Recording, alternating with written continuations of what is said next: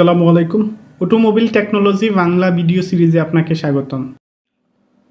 গাড়ির brake pad ক্ষয় হয়ে গেলে যে ধরনের সিমটম দেখা দিতে পারে তা নিয়ে বিস্তারিত আলোচনা করা হবে এই ভিডিওতে।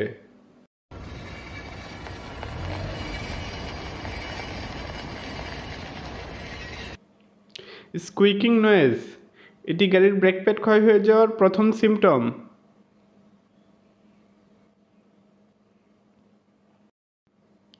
ব্রেক প্যাডের সাথে থাকা ওয়্যার ইন্ডিকেটর প্যাড ক্ষয় হয়ে যাওয়ার শেষের দিকে স্কুইকিং নয়েজের সৃষ্টি করে।